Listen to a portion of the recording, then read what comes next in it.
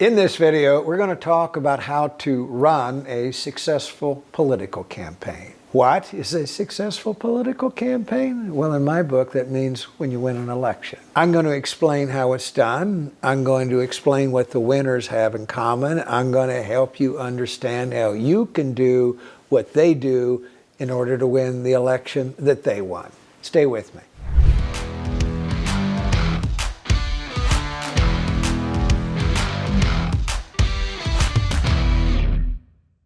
There are two essentials of success if you want to have a political campaign. And I'm not going to talk about every moving gear in a political campaign. In fact, I'm not even going to get into the weeds with every moving gear. But I'm going to tell you the two things that must be right in order for you to have a successful political campaign. The first one is a message, and we'll do a deep dive into that. And the second thing is how you choose to advertise your message. If you do those two things well, you're 80% of the way there. What is a campaign message? Well, what are you going to do if you get the job? If somebody asked you why you're running, what is your answer? If you could wave a magic wand once you've won the election, what are you going to use your newfound power to accomplish? It's called a campaign message, but it's more than just that. So I'm going to have a seat, and you can pretend that I'm a voter. And I'm going to ask you the questions that I'm going to expect you to tell me in the course of a campaign. Number one, sir or ma'am, what makes you qualified? Number two, what can you tell me about your values and your notions of right and wrong so that I know your values are in sync with mine? And number three, what are you going to do for me?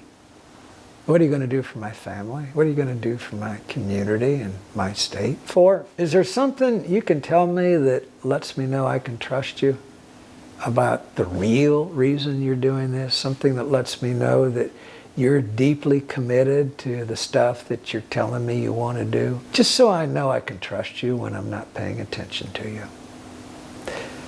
Last question, sir or ma'am. What makes you better than your opponent? Why you and not your opponent? Voters don't ask the way I just did, but if they knew to ask, those are the 5 questions every voter expects you to answer during the course of a political campaign. And of course, the one they're most interested in of all of that is, what are you going to do for them? What are you going to do that will improve the quality of life? If there's some sort of injustice going on in your community, what are you going to do to fix that? If there's some egregious wrong happening somewhere, what are you going to do to right that? What policies are you going to advance that would save me some money, or come up with a program that I think is necessary, or make my schools better for the children that I attend? It is that it will end up being the flour of the cake that you bake that we call this campaign message. It's kind of what it is. Main ingredients and minor ingredients. But the most important one, and the ones that voters will want to hear the most about, is what you're going to do for them. That, my friends, is a campaign message. The second consideration after you come up with this wonderfully compelling and passionate message that you're about is deciding how you're going to disseminate that message to the public. Now, sure, there are really, really inexpensive ways to do that. Put them on a website. It doesn't take a lot to put up a website these days. Just make sure you got some nice pictures. You could produce a video. You can do them cheaply, or you can do them but make an investment. But I can tell you, the better the video, the better impression you'll make. But put your message, tell voters in 90 seconds, maybe a couple of minute videos, exactly what you're doing and why you're doing it and what it means to them. You can get some volunteers, and they can go knock on doors. They can pass out literature at malls. They can stand on street corners. They can put up yard signs, what have you. That's the inexpensive way to do something. But if you're running in a jurisdiction where you need any more than 3,000 or 4,000 votes to win an election, you have to do more than door-to-door, one-on-one contact, because otherwise you'll run out of time. And that's where you have to resort to paid advertising to help you disseminate your message. So here are the big ones. One is digital media, social media. Of course, great for organic posts that may get a lot of reach and a lot of shares, but you can easily advertise with Facebook and YouTube, and actually it's usually a pretty good bargain to do it that way. Then we get into the other things like radio and persuasion mail and different kinds of television. There's over OTT, what we call over the top. There's CTV, which is connected TV. There is cable television network advertising, and then there is commercial advertising. Now, if you're running in a fairly compact small jurisdiction, you're probably not going to want to bother with commercial TV because it's used more frequently in Senate races and gubernatorial contests. But you will have uses for the other kinds of television. Now, why do I mention these? Nobody is going to wake up, I don't care how good your message is, nobody wakes up in the morning in search of your website to try and figure out what you stand for because they've thought to check you and your opponent before they vote. No, you kind of got to let them know that you're there.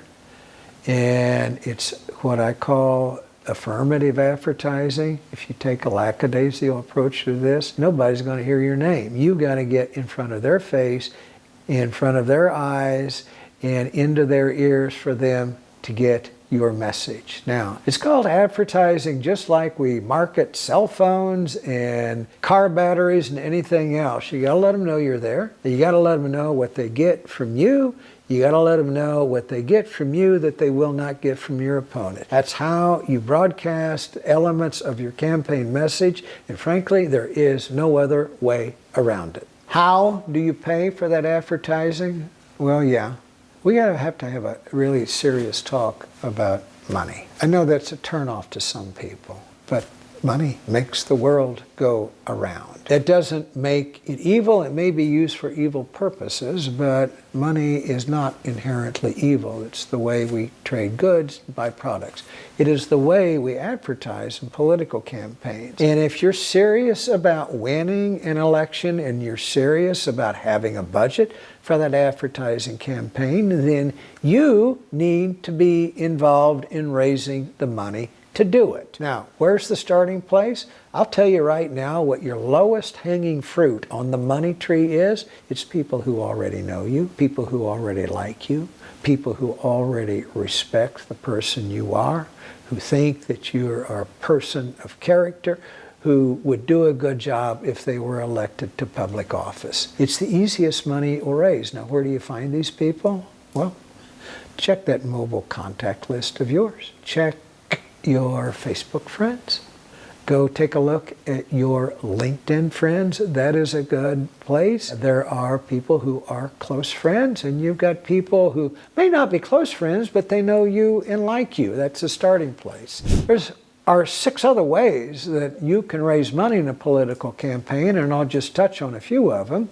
One is what we call surrogate fundraising. So suppose you're running for an office and your best bud in town is someone who has done well in life, who already has a lot of money and already knows of people, other people who have money. And he's got a whole bunch of friends in his contact list, people that you don't even know. Well, maybe your best bud could call a few of these people that he's friends with and say, hey, could you give my friend, she's running for state rep, would you give my friend $400? I gave her $1,000. I'm asking you for $400. Would you do that as a favor to me? That's called surrogate fundraising, and it's done in campaigns quite often, more than we know. In fact, nobody runs for president in the country anymore without surrogate fundraisers who do that. The third source of raising money that you might want to think about is email, text messages, email, text messages. I must be connected because 4 times a day, sometimes 8 times a day, I get a text message from a certain candidate running for the United States in Montana. I've never given him money. I may someday. But boy, is he aggressive about letting me know that he's there and why he needs it and why he thinks that he has earned at least $3 from my credit card. I constantly get emails from politicians looking for money. Well, guess what? You know why I'm getting these? It's because they work. Text messages cost money. And in some way, emails cost money too. And they're using these tools because they're making more money from these tools than they're spending to employ them. Next thing to consider is an old thing called direct mail fundraising. You know, there are people who still give a lot of money to candidates who don't use a credit card and don't do it online. They tend to be a little bit older, but they've never learned to trust the internet, but they are senior citizens. They are an elderly population that won't respond to a text message, but they'll read every word of every letter that you send them about why you need their help to advance this cause that may be near and dear to them. There are three others I'm going to mention here. We call one cocktail parties. You got a friend that wants to get 15, 25 people at their house, charging $25 to come to a little cocktail party where you are the guest speaker. That's what a cocktail party is. There are what we call dinner parties. This is where you may have a very well-heeled friend who wants to invite 5 couples that are very well-heeled and ask them for a 4-figure check for the privilege of spending 2 or 3 hours with you, is you try and convince them that you really, really should be in this office. Now, how does that pay off? If they've already given money to come to the dinner as a favor to the host who's sponsoring it. Here's a truth about people who have money. They know other people who have money, and they know other people who have money that you don't. Why do a dinner party? I once saw a U.S. Senate candidate that did a party with 5 couples. They gave him $2,000 at the dinner. But he so convinced them that he was worthy of their support that they in turn went out and started talking to their wealthy friends and got him to give a check. And they in turn started talking to their friends. And at the end of the day, he kept track of what came in as a result of that dinner. By the end of the campaign, he had raised $50,000 because of one dinner, because of word of mouth that spread. The final thing I'll mention here to you is what we call celebrity fundraising. Last year, I did an event with a client of mine, and he's in Arkansas. I've never lived in Arkansas, and there are things about that culture I don't know, and I just took his word for it. He says, I got a buddy who is a world championship wrestler, and he's agreed to be the guest of honor at my fall banquet. Aren't you happy for me?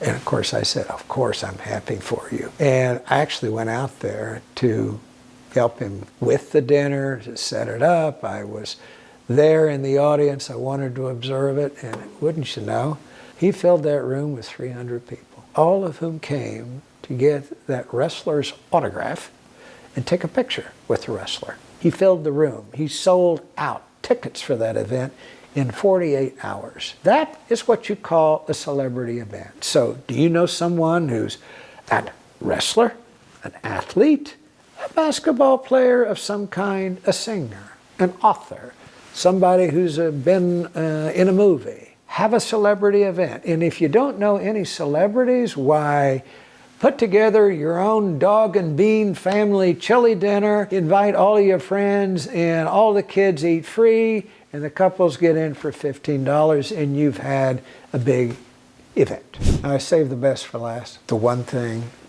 absolutely you should do, especially if you're running for the first time. Do not try and do this on your own. Get some help from somebody who's done it before. Get some help from somebody who's been on a campaign staff, because they will show you things that will save you a lot of time and cut the size of your learning curve. If you want to talk to somebody who's been through a lot of campaigns and is pretty generous with his time, get in touch with me. The link to that is below this video.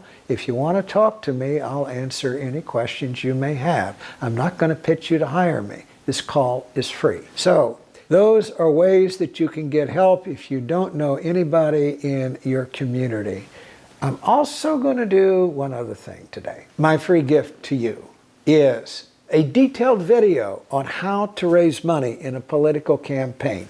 I just gave you a snapshot and told you the ways, but I go into a deep dive on that video, some of the stuff that I've learned having done this for about 40 years of my life. I've seen every trick in the book. I've helped candidates raise millions of dollars, and I share some of my best tips in that video. Go watch it.